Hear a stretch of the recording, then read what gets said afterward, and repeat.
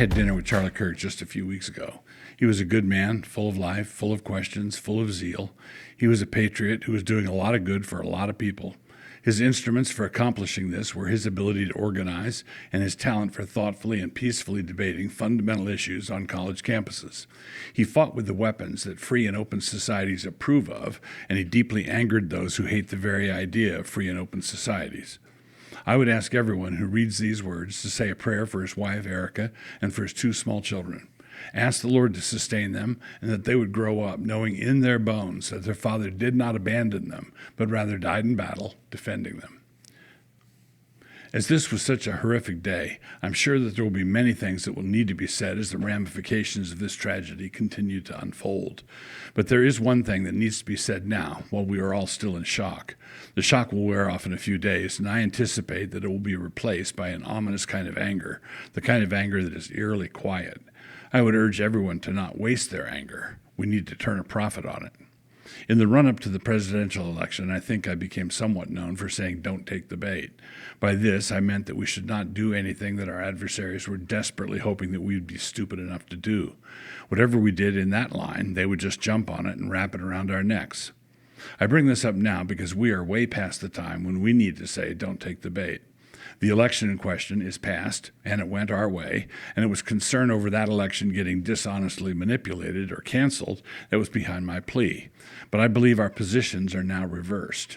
It is the progressive left that has now taken the bait. Their addiction to violence as the key to everything they want and petulantly demand is now impossible to deny. They will try to deny it anyway, and so now's the time for us to accept nothing less than absolute and unconditional surrender. For the clear-headed, the left's love of violence was impossible to deny years ago, but they had enough capital left with the media to brazen it out.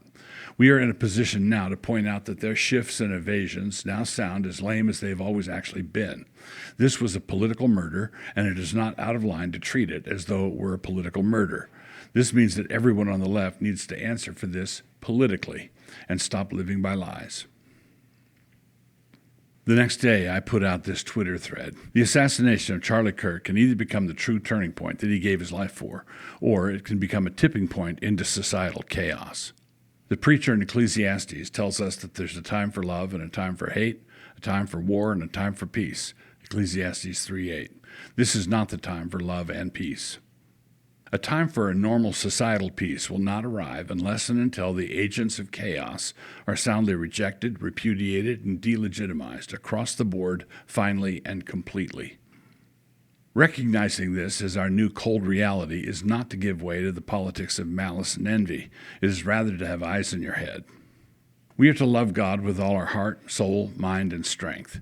If it is time to fight, and our duty to fight, as it is, then we must fight with all our heart, soul, mind, and strength. All of Christ for all of the war. Having said this, we remain always under the authority of Christ, and so those angry voices on the right who have said that we must be willing to do absolutely anything to defeat these people have basically vowed that they would be willing in principle to become just like these people.